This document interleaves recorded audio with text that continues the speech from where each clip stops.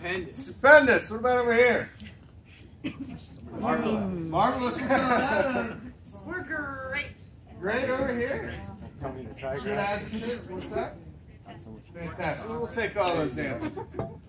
The challenge, right, is to continue that through the day. So today we have Matt Dill. For those that do not know Matt Dill, he is the sales manager downstairs of the dedicated team. So his team, and I'll let you he'll tell a little bit about himself. But Matt started when we purchased Local Box, right after. So when we sat over here, he was kind of part of the original sales team of about 5, and then we had about 5 ACs at the time. So one thing that I believe it taught Matt anyway is we were right next to sales when we had our first sales coming in. So Matt understands the business for one, but understands the challenges of the ACs, the importance of partnership.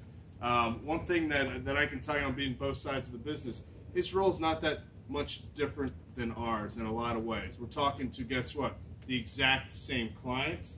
Our goal is to retain the client, just as their goal is to retain the client. They get compensated as well for that. So a lot of the strategies are the same as far as what works and what doesn't work. So Matt's going to come up today. Tomorrow, hopefully Lucy, his selling supervisor, will come up tomorrow and just give some kind of tips and best-in-class practices of things that we can do right to engage our clients. I firmly believe, and if you don't, you better do some soul searching here today. We are directly impact customer satisfaction, customer retention, and ultimately customer engagement, right? How we say things, what we do, techniques that we bring to the table to try ultimately impact the overall success. If not, right, we wouldn't be here. So with that, I'll turn it over to Mr. Dill. Thank you. So yeah, Matt Dill, I've been here almost 3 years, and this team is a lot bigger than when I first started. Actually, Jecker and I were kind of roommates when I first started. We sat right next to one another. But I'll just kind of follow up what he said. You know, my job and my team's job, we're all new business. So we do not handle a book of business. So our entire goal is to grow the advertiser base. So, which means that when we go and speak with a customer, we are also concerned with customer service. We want to make sure it's not a revolving door. It does me no good to go in and sign on a client, by overpromising or what have you, just for them to come and then, meet with you folks and then find out that what we sold them isn't right and then have them leave. But what Steve and Michael Watercutter asked me to come here and talk about was client engagement. From a sales standpoint, it's 2 parts. So we have to engage the client to set the appointment, so cold calls. And then the second piece of that is when you have the presentation itself. So the first part, when it comes to actually setting the appointment, first thing we have to do is we have to be prepared. So we will do some research because we're going to do a lot of cold calling. So a lot of times we'll just start with a specific vertical. So say we're calling plumbing and dating. We want to make sure that we sound different than our hundreds of competitors out there that are calling all of the same customers every single day. They lead in with, let me get you on the first page of Google. Do you have a website? We want to come from a different point of view. We want to come in and we want to sound different because we want them to engage with us and not automatically shut down and just send us to voicemail and just tell us no. So we want to come in with some information. So whether it's specific to their business or specific to their industry. So the plumber, we may lead in and say, hey, do you know on a monthly basis that there's roughly 3,000 searches for your services? Are you getting that piece of the pie? That will start a conversation. The second thing is it's a lot of quantity as well. My reps average almost 100 phone calls per day currently because setting the appointments is the most difficult part of our job. Now, part 2 of that is when we get into the presentation. It's important that the presentation is about them. So the first thing we need to do is we need to build a rapport. So like Tiffany was on my team, she was great at this. She would go in, she would be able to find common ground with that customer, learn about them, do some interest, or find out something, find out what their interests are, and start to get them to lower their guard. So really what it is, same thing that we sell to our customers. When we talk about publishing or posting on social media, we talk about the 80-20 rule. We talk about posting about yourself, but also posting about things that other people are going to be interested in so that they engage with you. Well, it's the same type of deal. So once we get past that, then we want to start asking some questions. And we want this to be genuine. We want to genuinely learn about what their concerns are, what their problems are and how can we solve it. Because the best way we're going to be able to retain a customer is if we put them into the right solution. So I know if they need to get leads today, then I'm going to put them more towards an advertising, so more towards search, paid search. If they're looking for, to manage their reputation online, things like that, we're going to go with our base solutions, Prime, social media management, things like that. But we don't get there if I just go in and I already know exactly where I'm going. I have to ask questions to learn as much about them as I possibly can. Once I do that, and again, letting them speak, we've already done our research prior to going in, so we have an idea of what direction this is going to go. We've got their guard lowered. Now we're going to move into really the closing piece. And again, the close should be pretty simple because now I understand what it is that they want to do, and I have a good understanding of how it is we're going to be able to help them. Now it's just simple problem solving. But from a sales standpoint, that's how we really go about engagement, is be genuine, do your research, be prepared for the call, and then just, truly listen to what it is they want to do. When they're talking, don't start thinking, or at least we don't want to start thinking about what our next question is. We actually want to hear what it is they're saying so that we can start to identify some of those things that are being important to them. But that's, from a sales standpoint, that's really what it comes down to us. And again, I've watched some of your videos, and a lot of things you guys have already talked about is really the same things that we do.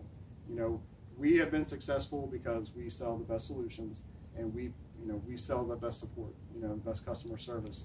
And that's really what helps set us apart from our competitors. So I believe that's everything I have for sales.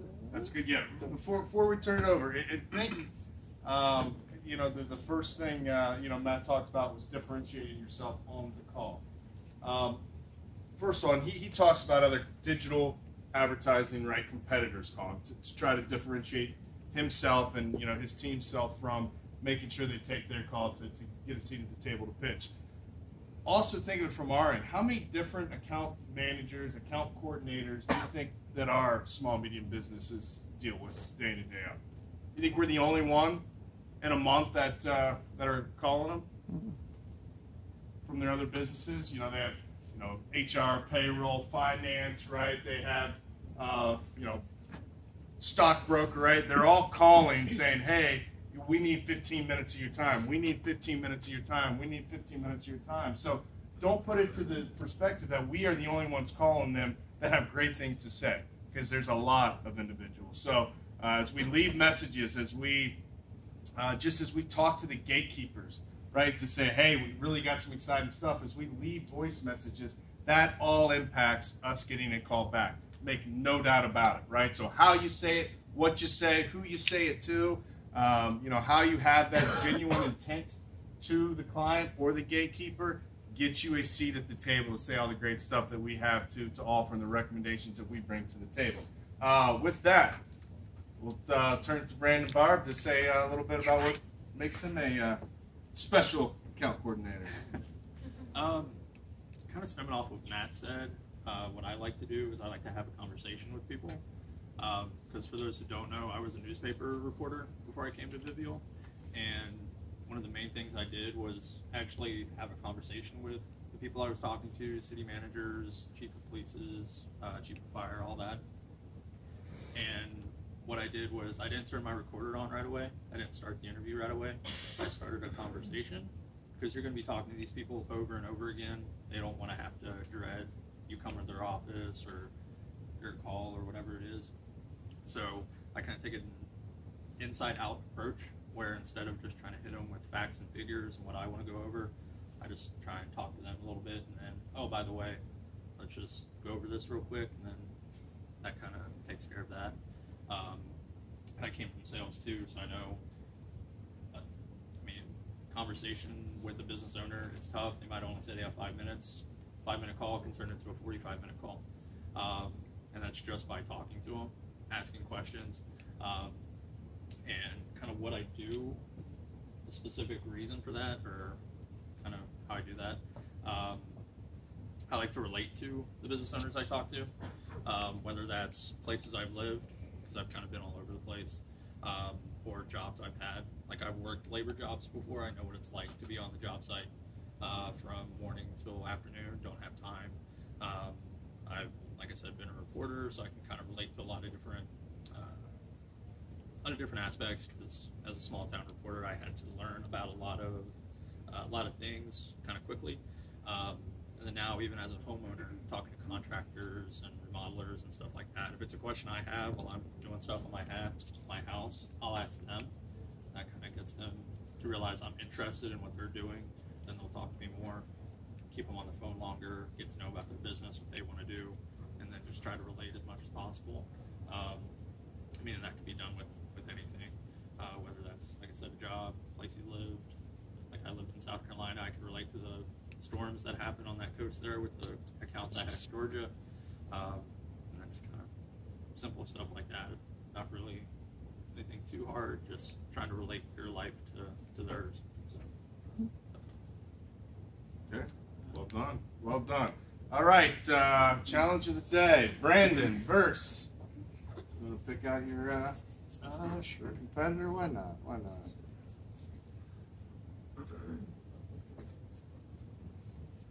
Corey McBride. All right, where's Corey at?